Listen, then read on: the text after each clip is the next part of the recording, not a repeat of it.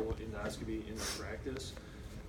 So 3 of the things that we're going to be working on or going over today are CRE balloons. Now there's 3 different kinds. There's a pulmonary, there's a CRE wire guided, and a fixed wire. So they usually attack different disease states, but the main point is that they handle dilation of luminal strictures.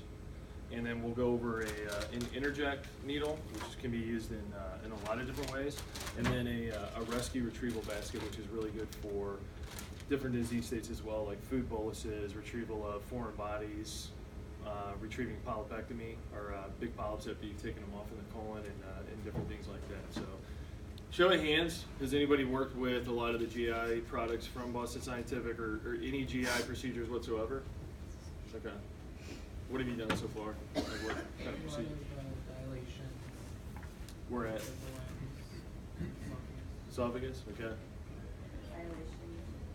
Dilate esophagus. Anybody done anything with regard to pulmonary in the lungs? Like CT surgeons, IP guys coming in doing dilation of lung strictures or anything? Any colon strictures, duodenal, anything like that? No? Yeah? Okay. The reason why I ask is the balloons are actually formatted. We'll go over the CRE balloons first.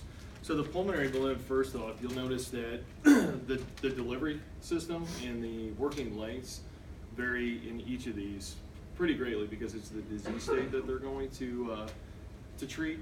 So the pulmonary one is 110 centimeters. The CRE wire guided is 240, and then the esophageal, the purple package, is 180.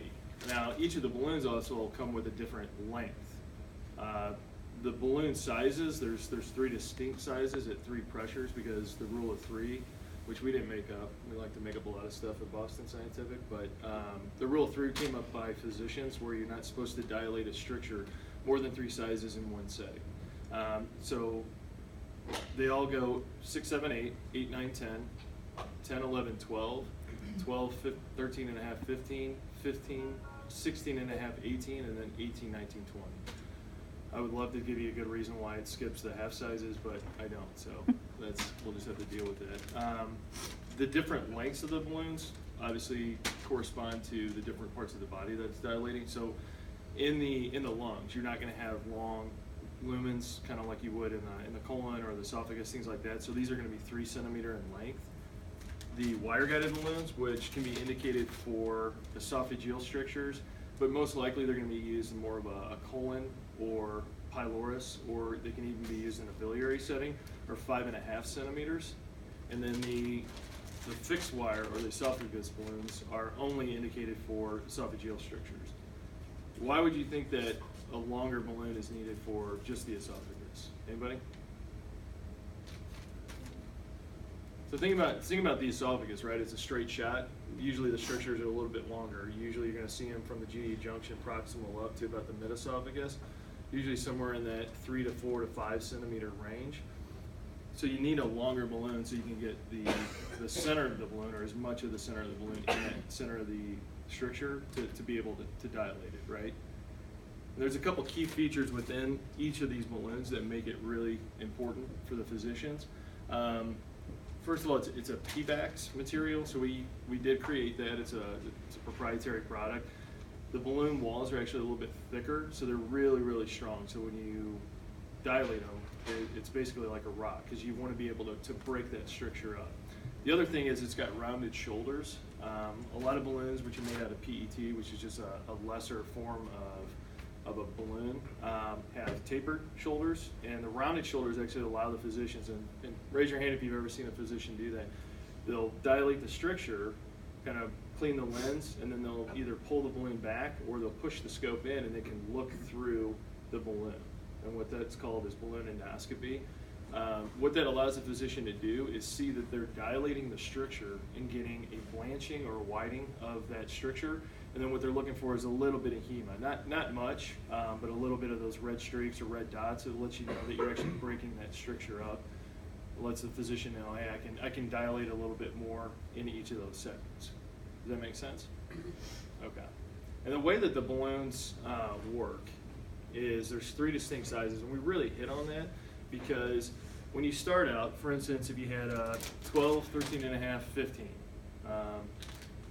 think about, all right, this is perfect because we just came off of the holidays. Think about a pair of jeans, right? Like we just came off Thanksgiving.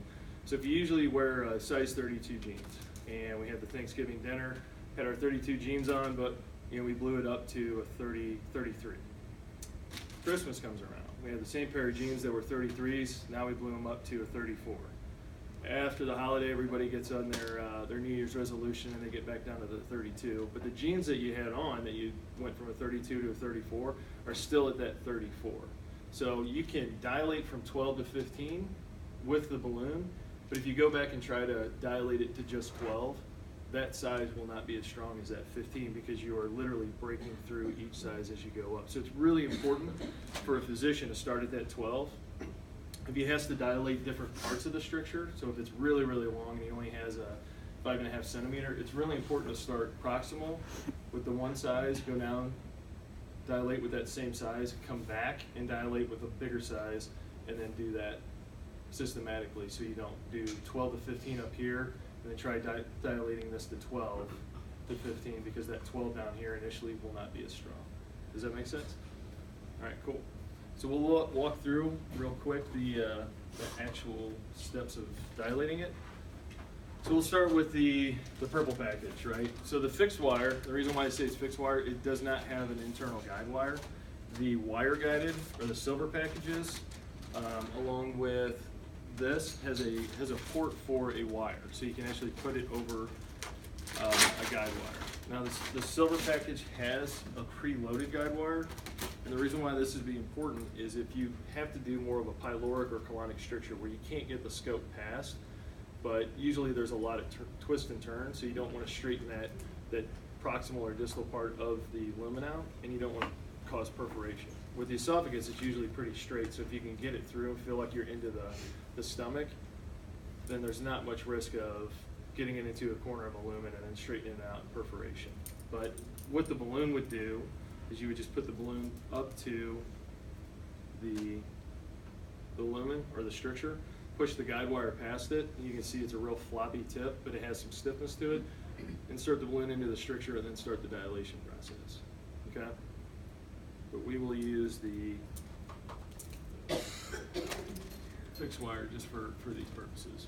Thanks, Mark. So once you take it out of the package, it'll come on this nice plastic cardboard thing. You can either pull it out and discard it, or you can throw it at a colleague if they're messing with you that day. Once you get it out of the package, set it down. This will be the inflation syringe, and then this right here is the Alliance inflation handle. This is disposable, this is not. I usually write do not throw away, permanent, don't throw away, whatever you got to do just to remember, because I know a lot of things are disposable in the GI, so just don't throw these away. Before you do the inflation, it's important to know what the controls are. I always get used to whichever way these arrows are pointing is the action that you are trying to produce, right? So if it's green and the blue tab is on the green, it's inflate, or green means go, right? If the blue tab is back towards the red and you flip your hand so the red arrow is pointing towards the ground, it's usually deflate, right? Red reverse or deflate. If it's up perpendicular to those arrows, it's neutral. So if you start squeezing your hand, the physician says, hey, will you inflate? And you start doing this or deflate and it's doing nothing, it's because it's in neutral. You just need to flip the tab one way or another. Make sense? Okay.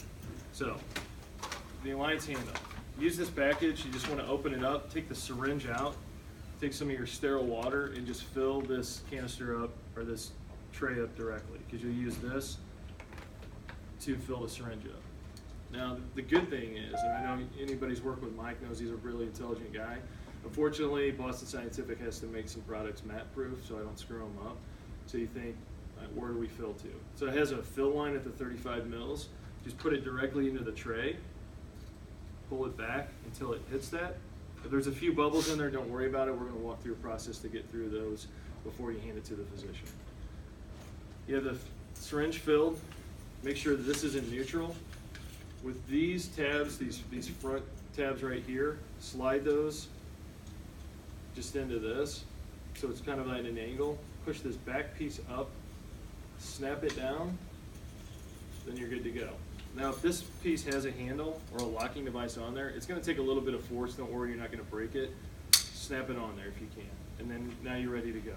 And it's in neutral, so you can squeeze it and no water's going to come out. Set that to the side, and then you have the balloon. Now there's an end piece on this balloon that protects it while it's in the package. Just pull that off. Now you've got 3 things that you have to manipulate, and you've only got 2 hands. So take the balloon end and just stick it underneath your armpit. Take this piece, and the only catheter that you have to connect to anything is on a lower lock is right here. And I would connect it to the syringe in a lower lock way. Don't try and twist this piece. Just take the lower lock and spin it until it's nice and firm or tight on there, and then you're good to go. So to reduce the air bubbles, like I said I'd show you, put it into red, and then just squeeze it as fast as you can until it stops. You'll feel a resistance there. Before you turn it into neutral or green, just flip it towards the ground, because what you've done is sucked all the air out of the catheter. What you don't want to do is force it back into the catheter by turning it into neutral here. You want the water to be the first thing that goes into the catheter. So just flip it into neutral, and you'll see this kind of slam down, minimize that air, and then force water into the catheter. Okay? So once you hand it to the physician, they'll put it through the scope. Your piece is done, and they'll say, okay, put it into position through the scope and say, all right, give me, let's see, this is this balloon. All right, he's like, all right, give me 6.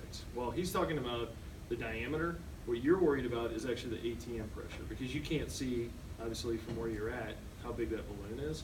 So again, we made it mat proof, and right here is a little chart. ATMs on top, which is what you're worried about, and then that corresponds to the size that the physician is asking for. So just turn it into green, and for 6 millimeters, it would be 3. So you just squeeze until you get to 3 ATMs. Now you're going to see this pulsate a little bit, because again, if you're dilating a stricture in the body that doesn't want to be dilated, it's going to kind of pulsate. So as you dilate that stricture out, the pressure on the balloon is going to be less, so you may see those ATMs drop. So just hold steady, and every once in a while you may have to give it a little pump. Make sense? Okay, so to deflate, again, just rock your hand back, get used to this, and then squeeze it as fast as you can, and allow the water to dissipate from the balloon. Now, with the smaller balloons, it's not going to take that long. If you get into the larger balloons like the 18, 19s, and 20s, it may take anywhere from 5 to 7 seconds to deflate the balloon. So do it as fast as you can. If it's not deflating before the physicians pull it back into the scope, because I know they're all really, really patient with everyone, right? So just go ahead and rock it back, and then deflate it again. Does that make sense? Cool. Anybody have any questions? Everybody awake? All right. So the next device we'll talk about is the interject needle. So what you all have here is the contrast interject needle. It's a 25 gauge, 200 centimeters working length, so it can go through any scope, whether it's a ERCP, EGD, or excuse me, colonoscope, or even a double balloon endoscope if you guys do that here. Open the package now, and then you want to pull catheter out like this.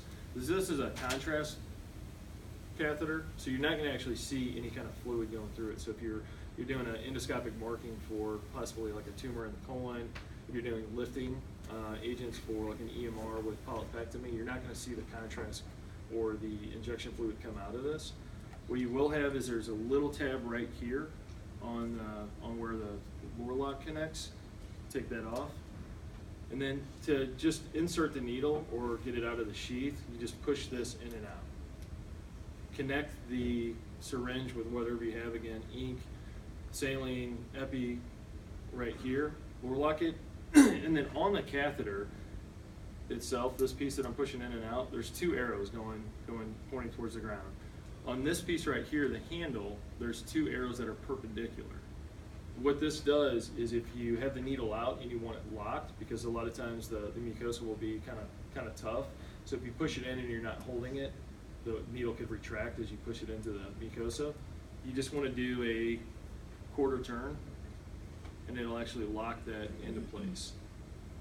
Same thing when you pull it back. So if you're worried about, if you're working with a disease state where you don't want to do cross-contamination, when you retract the needle into the catheter, just give it a quarter turn, and it'll actually lock it right there.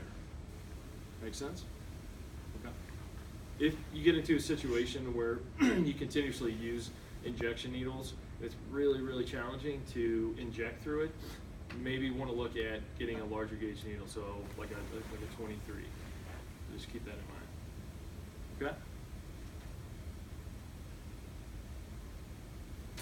So next up is our retrieval net.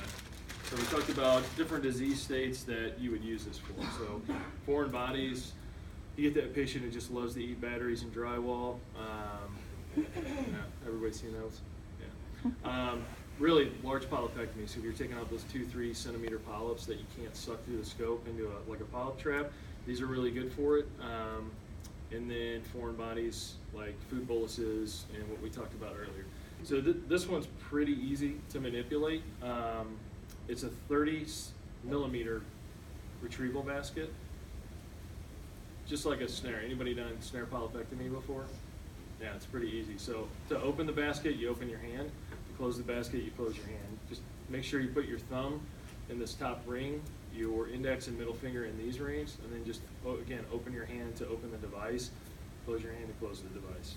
The benefits of this that you'll see is the wiring that the netting is connected to is blue. So a lot of times under endoscopic view, you'll see a lot of fluid, and it's very hard because a lot of times it's metal, so the reflective nature of the material makes it difficult to see where the netting is, because the netting itself is white too.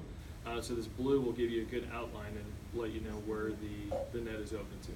Also, the net itself is a micro mesh material, and it's molded to the frame of the wire. It's not woven through, so you should be able to get through an entire procedure of food bolus or retrieval without having to do a new product. Okay? Any questions? So who can do an in-service on the balloon after that? Anybody? Come on. Oh, you don't want to get up and do it? Oh, okay. Cool.